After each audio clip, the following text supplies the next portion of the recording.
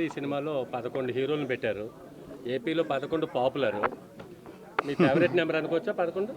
నా ఫేవరెట్ కాదండి, కొంచెం నాకు అది ఫేవరెట్ నెంబర్ కాదు. నాకు ఇంచుమించు 160, 170 అయితే కానీ ఫేవరెట్ నెంబర్. థ్యాంక్ యూ అండి. ఇది ఏం చెప్తాం, ఈ లడ్డు మీద ఒకసారి మాట్లాడండి. అది సనాతన ధర్మం గురించి మీరు ఈరోజు వచ్చి మాట్లాడతానని చెప్పి ప్రతి దానికి సమాధానం చెప్తున్నారు.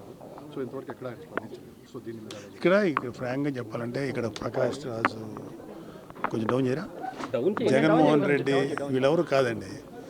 సో మొన్న కళ్యాణ్ బాబు గారు మాట్లాడిన దాంట్లో కూడా ఇవాళ సనాతన ధర్మం, దానిలో గాడ్ అనేది ఒక భాగం.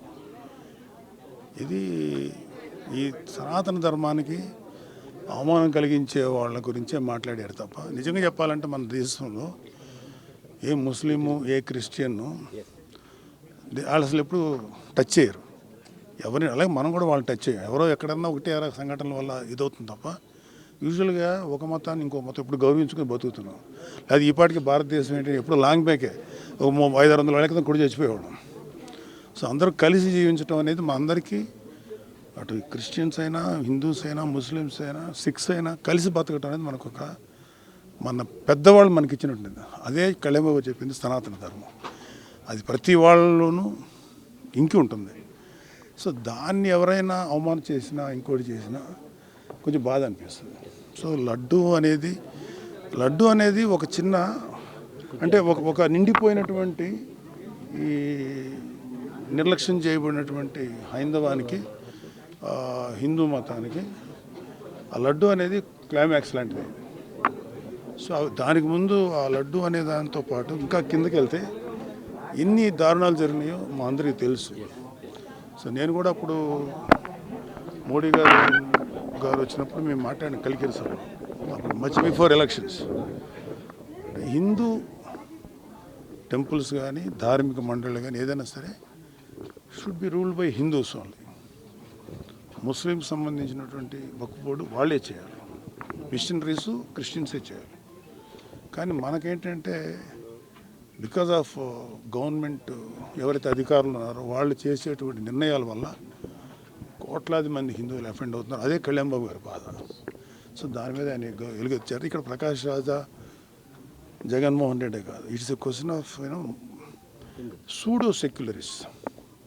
హిందువుల్లోనే ఉన్నటువంటి సూడో సెక్యులర్ మీద మేము అంటే కళ్యాణ్ బాబు గారు మాట్లాడారు. రియల్ సెక్యులర్ ఎవరంటే పవన్ కళ్యాణ్ గారు. లేకపోతే ఆయన అన్ని మతాలతోటి సఖ్యంగా సయోధ్యగా ఉంటారు. మదర్సాస్కి సపోర్ట్ ఇచ్చారు. వైజాగ్ క్రిస్టియన్ మిషనరీస్ సంబంధించినటువంటి ల్యాండ్ విషయంలో పోరాడారు. హిందూ ధర్మాన్ని గురించి పోరాడారు. సో ఆయన ఎవడైనా ఇట్లాంటి వాళ్ళు ఎవరన్నా ఈ కైండ్ ఆఫ్ పీపుల్ చేస్తే వీ డోంట్ కేర్. అది కాదు మాకు కావాల్సింది, ద రిలీజన్ అండ్ ధర్మం ప్రొటెక్ట్ కావాలండి, అంతే. అంతకంటే జనరల్ ఎలక్షన్స్ మా ఎలక్షన్స్